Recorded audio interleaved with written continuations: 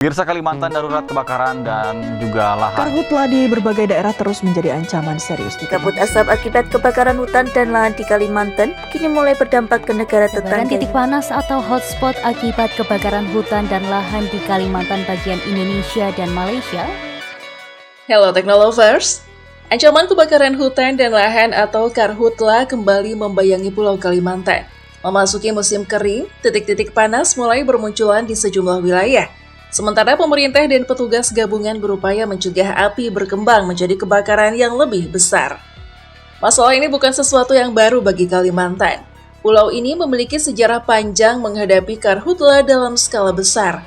Dalam beberapa periode, kebakaran bahkan berkembang menjadi bencana lingkungan yang dampaknya tidak hanya dirasakan masyarakat Indonesia, tetapi juga negara-negara tetangga.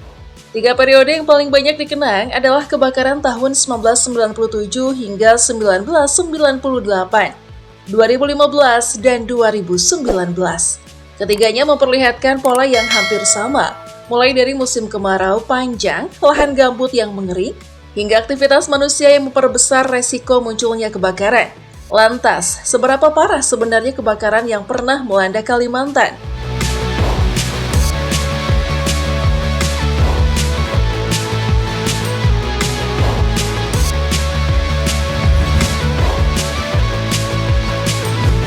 Satu, Karhutla Kalimantan tahun 1997 hingga 1998. Kebakaran hutan dan lahan pada 1997 hingga 1998 menjadi salah satu bencana lingkungan terbesar dalam sejarah modern Indonesia. Saat itu, kebakaran terjadi di berbagai wilayah, terutama di Sumatera dan Kalimantan. Jutaan hektar hutan, perkebunan, lahan pertanian, hingga kawasan gambut dilalap api. Berbagai penelitian memang menghasilkan angka yang berbeda mengenai luas wilayah yang terbakar. Namun kajian CIFOR memperkirakan sekitar 9,7 juta hektar hutan dan lahan terbakar di seluruh Indonesia sepanjang episode 1997 hingga 1998. Sementara khusus Kalimantan, sejumlah kajian memperkirakan sekitar 1,97 hingga 2,3 juta hektar terbakar hanya dalam periode Agustus sampai Desember 1997. Skala kebakaran tersebut membuat dampaknya terasa sangat luas. Aktivitas ekonomi terganggu, transportasi udara dan laut menghadapi masalah akibat jarak pandang yang sangat terbatas, sementara masyarakat harus hidup di tengah kabut asap selama berminggu-minggu, bahkan berbulan-bulan. Di sejumlah daerah, langit berubah menjadi kelabu dan sinar matahari sulit terlihat karena tertutup lapisan asap yang sangat tebal. Kabut asap tersebut tidak berhenti di wilayah Indonesia, angin membawa asap menuju Malaysia, Singapura, Brunei Darussalam, hingga sejumlah kawasan lain di Asia Tenggara. Peristiwa itu akhirnya dikenal sebagai salah satu krisis kabut asap lintas negara terbesar yang pernah terjadi di kawasan Asia Tenggara pada abad ke-20. Salah satu faktor yang memperburuk keadaan saat itu adalah fenomena El Nino. Musim kemarau berlangsung jauh lebih panjang dari kondisi normal. Curah hujan menurun drastis selama berbulan-bulan sehingga vegetasi mengering dan lahan gambut kehilangan banyak kandungan air. Namun, kekeringan bukan satu-satunya penyebab. Sejumlah penelitian menunjukkan bahwa banyak titik api berasal dari aktivitas manusia, terutama pembukaan dan pembersihan lahan dengan cara dibakar. Metode tersebut dianggap murah dan cepat. Masalah muncul ketika api tidak dapat dikendalikan dan menyebar ke kawasan hutan serta lahan gambut yang telah sangat kering. Ketika api masuk ke lapisan gambut, proses pemadaman menjadi jauh lebih sulit. Api dapat membara di bawah permukaan tanah dalam waktu lama meskipun kobaran di atas tanah terlihat telah padam.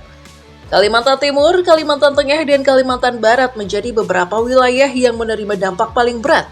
Bencana 1997 hingga 1998 akhirnya menjadi peringatan besar tentang betapa berbahayanya kombinasi antara musim kering ekstrim, gambut yang rapuh, dan aktivitas pembakaran lahan. Namun sayangnya tragedi serupa kembali terjadi bertahun-tahun kemudian.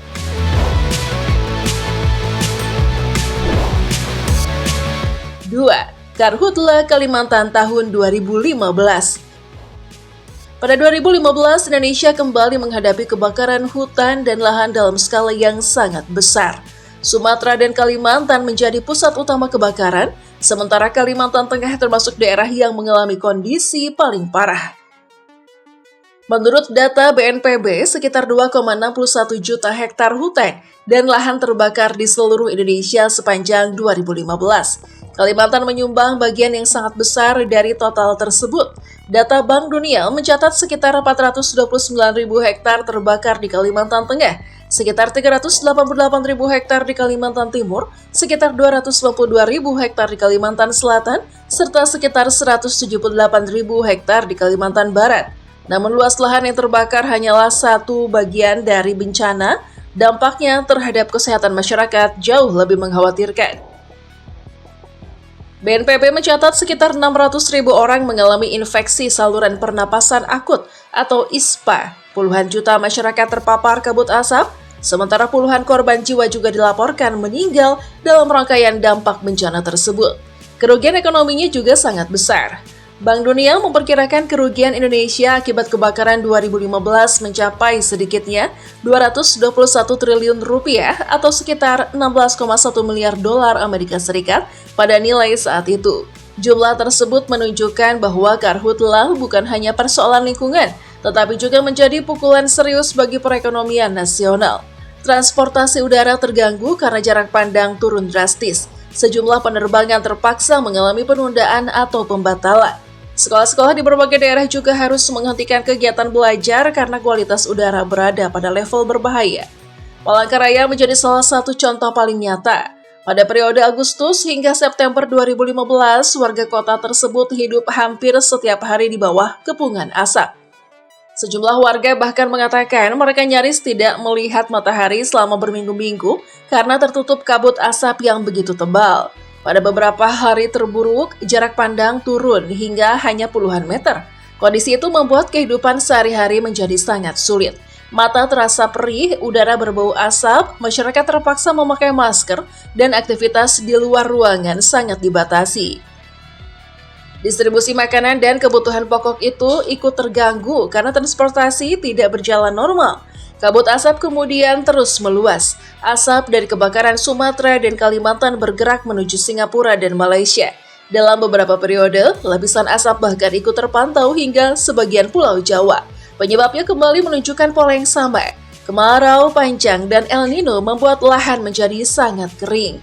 Namun aktivitas pembukaan lahan dengan cara membakar tetap menjadi salah satu faktor penting.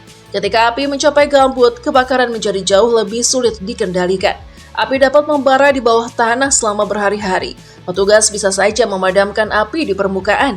Namun beberapa waktu kemudian asap kembali muncul dari lokasi yang sama.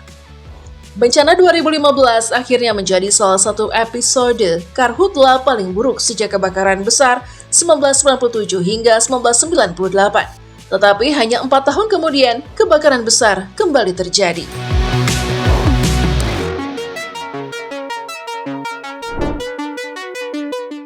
Tiga, Karhutla Kalimantan tahun 2019. Tahun 2019 kembali menjadi periode berat bagi sejumlah wilayah di Kalimantan. Kalimantan Barat menjadi salah satu daerah dengan kebakaran cukup parah. Luas lahan yang terbakar sepanjang tahun tersebut mencapai sekitar 151.000 hektar. Ketapang menjadi salah satu wilayah dengan luasan kebakaran terbesar, disusul sejumlah daerah lain seperti Kayong Utara dan Kubur Raya.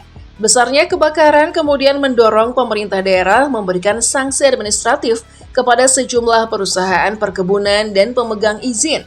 Sebanyak 159 perusahaan dilaporkan menerima sanksi administratif terkait persoalan karhutla.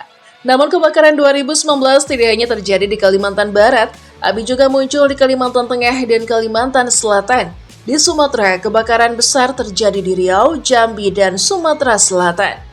Berdasarkan data pemerintah hingga September 2019, total luas hutan dan lahan yang terbakar di seluruh Indonesia mencapai sekitar 857.000 hektar. Sekitar 630.000 hektar merupakan lahan mineral, sementara lebih dari 227.000 hektar lainnya adalah kawasan gambut. Kalimantan Tengah termasuk daerah dengan kebakaran gambut paling luas saat itu. Skala kebakaran tersebut bahkan mendapat perhatian dunia internasional. NASA merekam kondisi Kalimantan melalui citra satelit dan memperlihatkan sebagian wilayah pulau tersebut tertutup lapisan asap putih. Satelit Landsat 8 juga merekam sejumlah titik kebakaran secara lebih detail. Teknologi inframerah digunakan untuk memperlihatkan lokasi-lokasi panas yang sulit terlihat hanya melalui citra biasa. Selain itu, para ilmuwan menggunakan sistem pemodelan atmosfer untuk melihat bagaimana asap bergerak mengikuti arah angin. Dari pengamatan tersebut terlihat bahwa asap dari Kalimantan dapat bergerak sangat jauh dari lokasi awal kebakaran. Dampaknya kembali terasa dalam kehidupan masyarakat. Sekolah ditutup, penerbangan terganggu, kualitas udara menurun, dan warga kembali menghadapi resiko penyakit pernapasan. Peristiwa 2019 kembali memperlihatkan pola yang hampir sama dengan kebakaran sebelumnya. Ketika musim kering berlangsung lama, lahan gambut kehilangan kandungan air. Jika kemudian muncul api akibat pembakaran atau aktivitas lainnya, kebakaran dapat berkembang dengan sangat cepat. Setelah api masuk ke lapisan gambut, persoalan menjadi jauh lebih sulit karena kebakaran tidak hanya berlangsung di permukaan. Itulah sebabnya sejarah Karhutla Kalimantan tidak dapat dianggap sebagai kumpulan kejadian yang berdiri sendiri.